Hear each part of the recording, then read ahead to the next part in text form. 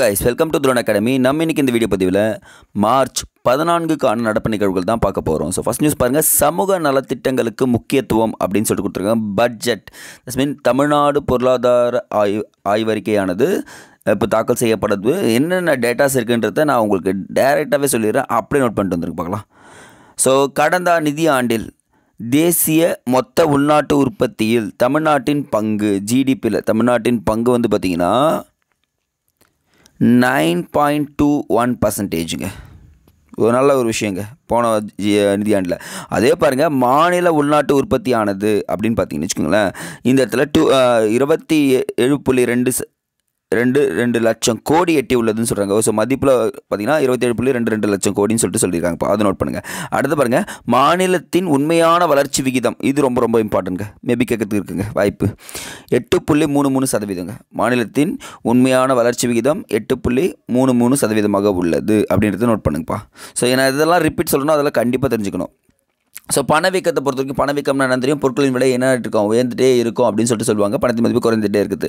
So இதிலே வந்து பார்த்திங்கன்னா இந்தியாவின் பணவீக்கம் 4.8%, தமிழ்நாட்டின் பணவீக்கம் 5.7%. நமக்கு இது கண்டிப்பாக தெரிஞ்சுக்கணும் ரெண்டுமே. ஏன்னா எக்ஸாமில் ரெண்டு பட்ஜெட்டுமே இருக்குது, ரெண்டு பட்ஜெட்டில் கேட்கறதுக்கு வாய்ப்பு இருக்குங்க. ஸோ பாருங்கள், இந்தியாவின் பணவீக்கம் 4.85%, தமிழ்நாட்டின் பணவீக்கம் 5.7% இருக்கிறது அப்படின்னு சொல்லிட்டு சொன்னேங்க. அடுத்தது இங்கே பாருங்கள், தமிழ்நாட்டில் மிக சிறந்த தொழில்துறை ஆற்றல் மையமாக உள்ளது அப்படின்றாங்க. அப்போ தொழில்துறை தான் வந்து பார்த்திங்கன்னா மிகப்பெரிய ஆற்றல் மையமாக தமிழ்நாட்டில் இருக்குதுன்னு சொல்கிறாங்க. அதுதான் எக்கனாமிக் க்ரௌத்துக்கும் உதவுதுன்னு சொல்லியிருக்காங்கப்பா. அப்போ இந்தியாவின் மொத்த உள்நாட்டு உற்பத்தி துறையில் தமிழ்நாட்டின் பங்கு அப்படின்னு பார்த்தீங்கன்னா 11.90% உள்ளது அப்படின்னு சொல்கிறாங்க. சென்ற ஆண்டுகளை விட இந்த பயங்கரமான கோடி லாபம் இருக்குதுன்னு சொல்கிறாங்க. கிட்டத்தட்ட போன வருஷம் பார்த்திங்கன்னா 2.5 லட்சம் கோடி தான் இருக்குது. இப்போ 3.1 லட்சம், கிட்டத்தட்ட 50 லட்சம் கோடி இன்க்ரீஸ் ஆகிருக்கு. ஸோ அதே மாதிரி ஃபாரின் டைரக்ட் இன்வெஸ்ட்மெண்ட் இருக்குது பார்த்தீங்களா, அந்நிய நேரடி முதலீடு அப்படின்றதும் 5,909 கோடியிலிருந்து 21,157 கோடியாக அதிகரித்துள்ளது. இதுவும் ஒரு நல்ல விஷயங்க.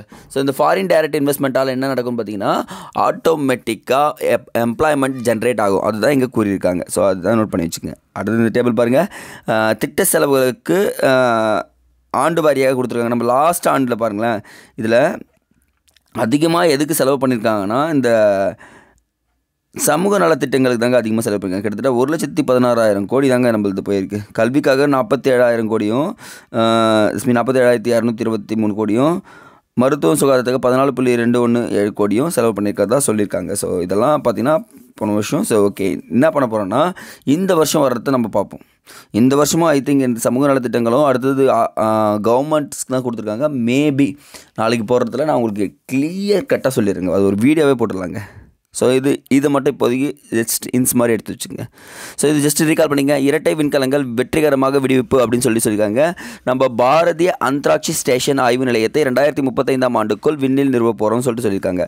ஸோ ஆல்ரெடி பார்த்துருக்கோம், PSLV C60 ராக்கெட் மூலம் ஸ்ரீஹரிகோட்டாவில் உள்ள தளத்திலிருந்து டிசம்பர் மாதம் ஏவப்பட்டிருக்கு. அதிலே வந்து பார்த்திங்கன்னா ஸ்பெடெக்ஸ் A, ஸ்பெடெக்ஸ் B, மீன் ஸ்பெடெக்ஸ்ன்னு சொல்லிட்டு 2 ஏவுகணைகள் அனுப்பப்பட்டிருக்கு. ஸோ அது என்ன பண்ணுறாங்க, அங்கேருந்து பிரிக்கப்படுன்னு சொல்கிறாங்க. அது இது மாதிரி இம்பார்ட்டன்ட் பாருங்கள்.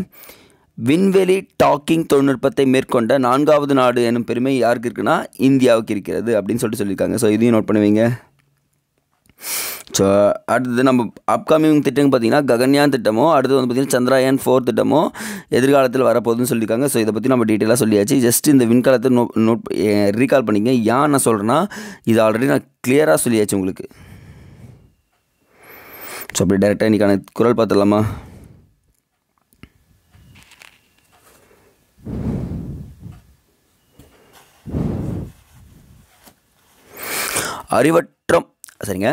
அறிவற்றம் காக்கும் கருவி செருவார்க்கும் உள்ளழகல் ஆகா கரண், உள்ளழகில் ஆகா அரண் சொல்லியிருக்காங்க.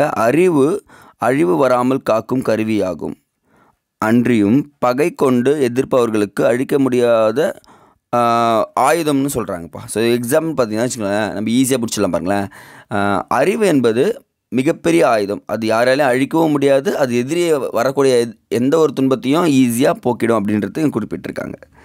ஸோ தமிழக பட்ஜெட் இன்று தாக்கல் அப்படின்னு சொல்லியிருக்காங்க. ஸோ அது நம்ம செப்பரேட்டாக வேளாண் பட்ஜெட்டும் கொடுக்க போகிறோம், சனிக்கிழமைன்றது கொடுத்துருக்காங்க. ஸோ நம்ம பட்ஜெட்டில் நம்ம தெரிஞ்சுக்க வேண்டியது பாருங்கள், இன்னொரு விஷயம் வருவாய் செலவுகள். ஸோ நம்ம செலவு பண்ண பார்த்திங்கன்னா வருவாய் செலவுகள் 3,48,299 கோடி 289 கோடிங்க. ஸோ இதுவே பாருங்கள் வருவாய் பற்றாக்குறை சர்ப்ளஸ் பாருங்கள், ரெவன்யூ எக்ஸ்பெண்டிச்சர் ரெவன்யூ சர்ப்ளஸ்ன்னு சொல்லுவாங்க. இது வந்து பார்த்திங்கன்னா 49,279 கோடிங்க. ஸோ இது ரெண்டுத்தையும் நோட் பண்ணுவீங்க. அடுத்தது தமிழக பட்ஜெட் ஆவணத்தில் ரூபாய் இலட்சம். ஓகே, இதில் நம்ம தெரிஞ்சுக்க வேண்டியது பார்த்திங்கன்னா ரூபாய் என்ற வார்த்தை வெள்ளியால் செய்யப்பட்ட அல்லது வேலைப்பாடு நிறைந்த வெள்ளி நாணயம் என்று பொருள்படும் ருப்பியா என்ற சமஸ்கிருத மொழியிலிருந்து வந்தது. அப்போ ரூபாய் என்ற சொல் சமஸ்கிருத மொழி சொல் அப்படின்றது நோட் பண்ணால் போதும். ஏன்னா இது ஆல்ரெடி படிச்சுருப்பீங்க, ஜஸ்ட் ஒரு ரீகால் மாதிரி தான். ஏன்னா ரூபாய் சின்னத்தை மாற்றினால பிரச்சனை வந்துட்டு இருக்கு. ஸோ அந்த கான்ட்ரடிக்ஷன் நமக்கு தேவையில்லை. பட் ஆனால் நமக்கு உதயகுமார் என்பவரால் தான் இந்த ரூபாயின் சின்னம் வடிவமைக்கப்பட்டது அப்படின்னு தெரிஞ்சுக்கினா போதும். அடுத்து 2028ஆம் ஆண்டுக்குள் 3வது பெரிய பொருளாதார நாடாகும் அப்படின்னு சொல்லியிருக்காங்க இந்தியா. ஓகே தாங்க, இந்தியா வந்து 3வது பொருளாதார நாடாகும். அப்போ என்ன நடந்துச்சுன்னா 1990 பாருங்கள், 1990 12வது பெரிய பொருளாதார நாடாக இருந்தது இந்தியா. 2000 13வது இடத்துக்கு பின்னாடி போயிடுச்சு, ஒரு இடம் பின்னாடி. ஆனால் 2020 9வது இடத்துக்கு இப்படியே வந்துச்சுங்க. உண்மையாகவே எக்கனாமிக் ரிலேட்டடாக செம்ம க்ரோத் பாருங்கள். 2023 5வது இடத்துல வந்துட்டோம். அப்படியே ஒரு தாவணும் 4 இடம். ஸோ இப்போ பார்த்திங்கன்னா உலகின் மொத்த உள்நாட்டு உற்பத்தியில் இந்தியாவின் பங்கு எவ்வளோன்னு பார்த்திங்கன்னா 3.5%இருந்து 4.5% உயர்ந்துள்ளது.